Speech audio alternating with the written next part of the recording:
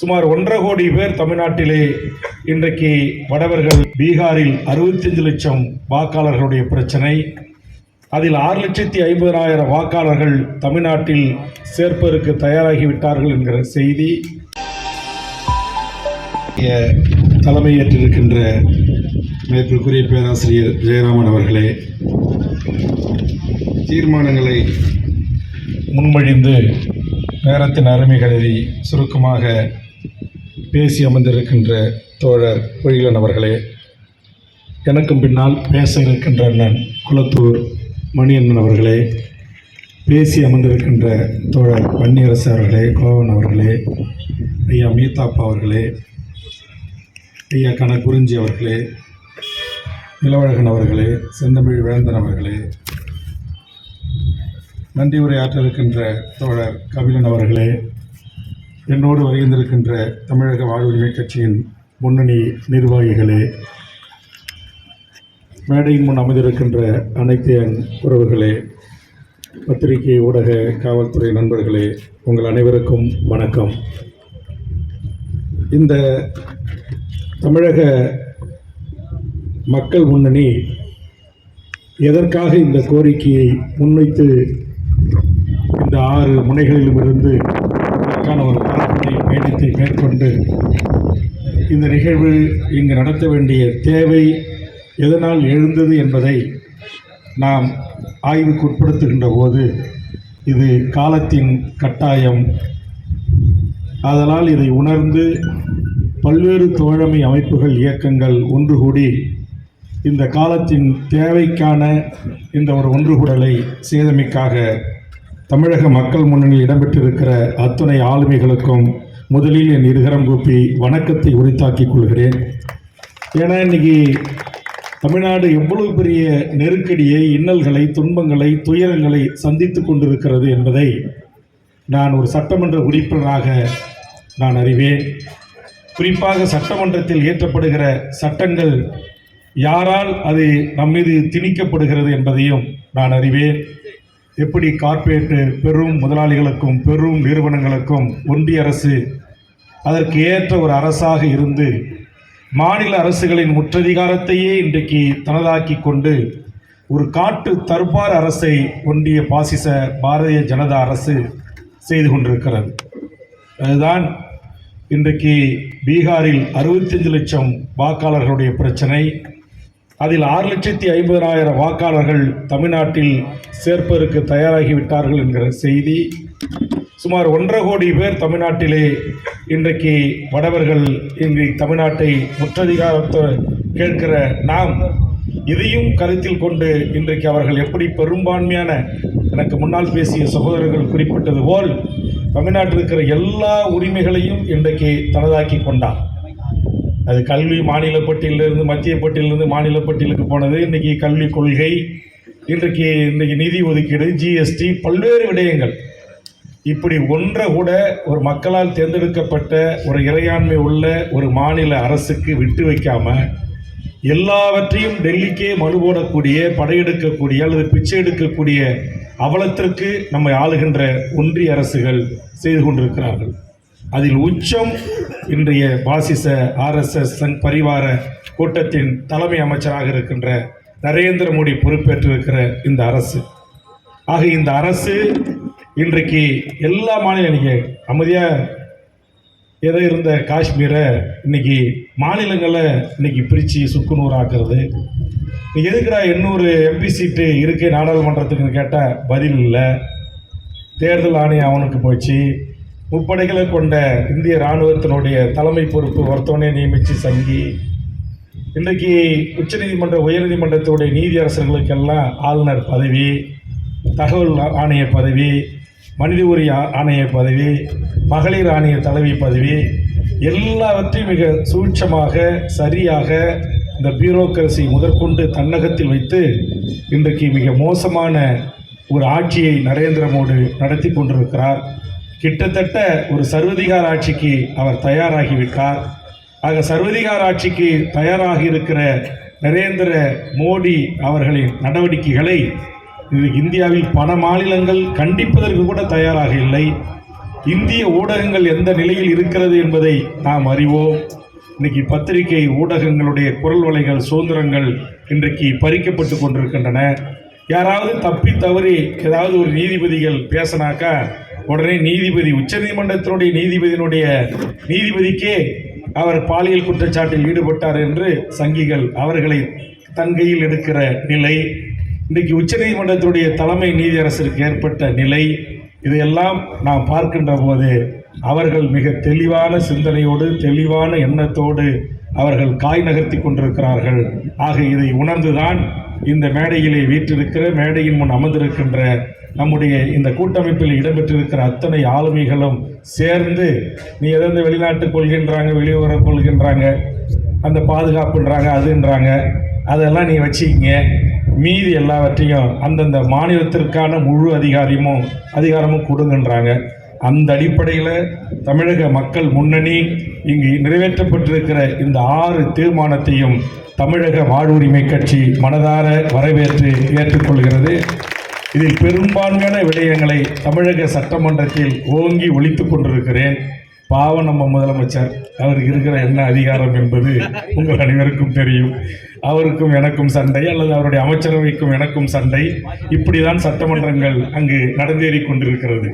ஆக இந்த சூழலில் ஒரு காலத்தின் தேவையை உணர்ந்து, மாநில மக்களின் உரிமைகளை உணர்ந்து, ஒரு முற்றதிகார தமிழ்நாடு என்பதை போல ஒரு அந்தந்த மொழிவழி தேசிய இனங்களும் ஒரு அதிகாரம் பெற்ற, தன்னாட்சி பெற்ற ஒரு அரசு, அதிகாரம் கொண்ட அரசாக அமைய வேண்டும். அது தமிழ்நாட்டில் பாவலரேறு அவருடைய தமிழ் களத்தில் இருந்தும் தோழர் எல்லா 6 மாவட்டங்களிலிருந்து தொடங்கி எதுக்கு பெரம்பலூர், அரியலூர் மாவட்டத்தை தேர்ந்தெடுத்திருக்கார் என்று சொன்னால், இங்குதான் தனித்தமிழ்நாடு கேட்ட தோழர் தமிழரசனும் ஐயா புலவர் பெரிய பெருமாளும் இந்த மண்ணில் உறவாடி, இந்த மண்ணில் அவர்கள் அமைப்புகளை, இயக்கங்களை கட்டி, இந்திய அளவில் மிகப்பெரிய முற்போக்கு சக்திகளை, தலைவர்களை அழைத்து மாநாடுகளை நடத்தி அதற்கான பிரகடனங்களை வெளியிட்ட இந்த செம்மண் பூமி, இந்த பூமியிலிருந்து இன்றைக்கு இந்த முயற்சி மேற்கொண்டிருக்கிறீர்கள். அன்றைய சூழல், அன்றைய காலம் தோழர் தமிழரசின் கோரிக்கை வெற்றி பெறவில்லை.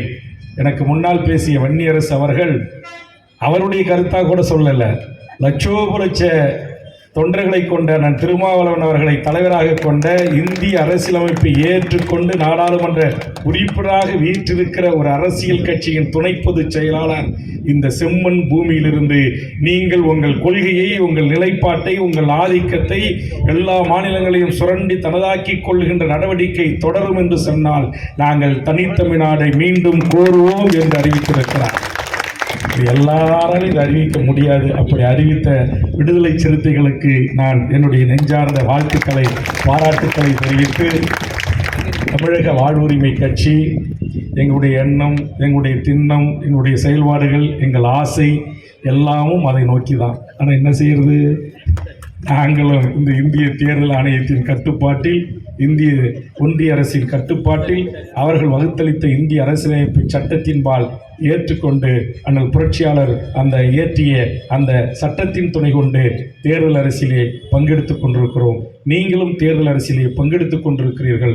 ஆனால் இதற்காகத்தான் இந்த 2 அரசியல் கட்சி தலைவர்களுக்குத்தான், அல்லது அரசியல் கட்சி பிரதிநிதிகளுக்குத்தான் இந்த மேடை வாய்த்திருக்கிறது. இந்த மேடையை நம்முடைய தமிழக மக்கள் முன்னணி தந்திருக்கிறது.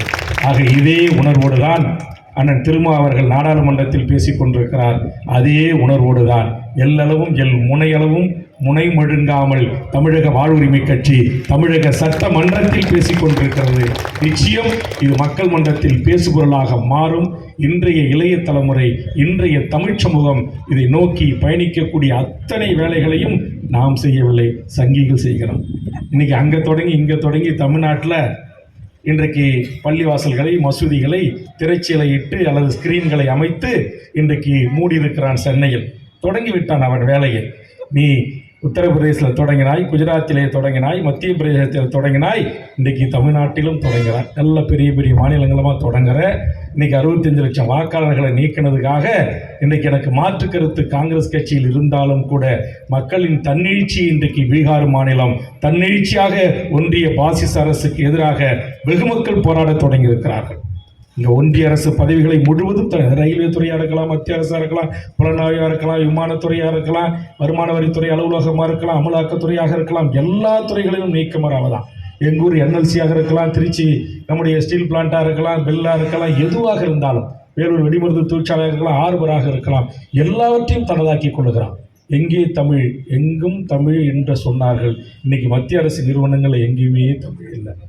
தமிழக அரசு நிறுவனங்கள் 75 ஆண்டுகளுக்கு பிறகு இப்போதான் முத்துவேல் கருணாநிதி ஸ்டாலின் என்கிற தமிழ்நாடு முதலமைச்சர் என்னை போன்றவர்களுடைய அந்த குரலுக்கு செவிமடுத்து 75 ஆண்டு சுதந்திர இந்தியாவிற்கு பிறகு தமிழ்நாட்டின் அரசு கோப்புகளில் தமிழ்நாட்டு அதிகாரிகள் கட்டாயம் தமிழில் கையெழுத்திட வேண்டும் என்று உத்தரவிடுகிறார்கள்.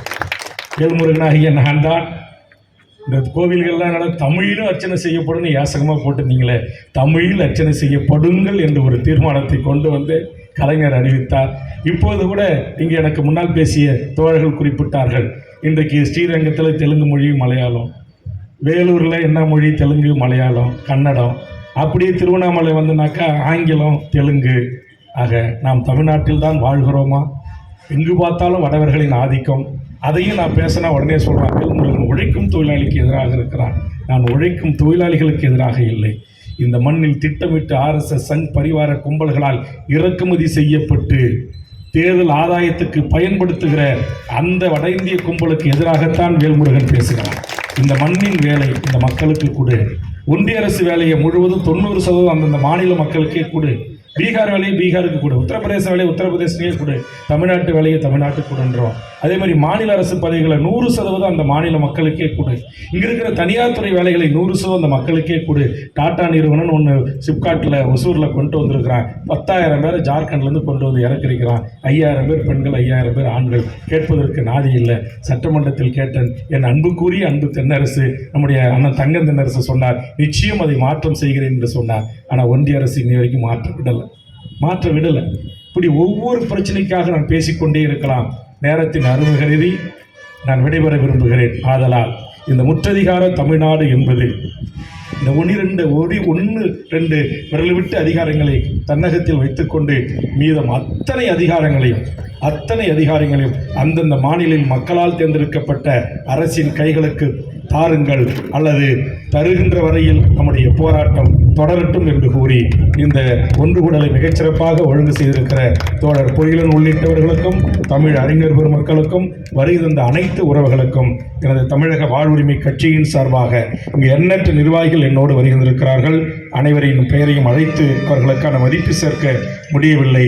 நேரத்தின் அருமை கருதி பொறுத்தருள்க என்று கேட்டு நான் 11 மணிக்கு அரியலூர் தொடர் வண்டி பிடித்து நாளை இந்த முந்திரிக்காட்டில் பிறந்து தனித்தமிழ்நாடுக்காக ஆயுத போராட்டத்தை நடத்திய தோழர் தமிழரசன் அவர்களுக்கு வீர வணக்கம் காலை 9 மணிக்கு சென்னை தலைநகர் தலைமை அலுவலகத்தில் ஒழுங்கு செய்திருக்கிறேன்.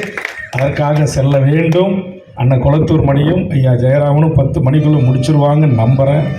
முடித்தார்கள் என்றால் அவர்கள் உரையும் கேட்டுவிட்டு தொடர் வண்டியில் பயணிப்பதற்கு இலகுவாக இருக்கும். அந்த வாய்ப்பை எனக்கு உங்கள் உரையை கேட்டு நான் விடைபெறுவதற்கான வாய்ப்பை இருவரும் தலைவர்கள் தர வேண்டும் என்று கேட்டு நிறைவு செய்கிறேன். நன்றி, வணக்கம். தோழருக்கு நன்றி.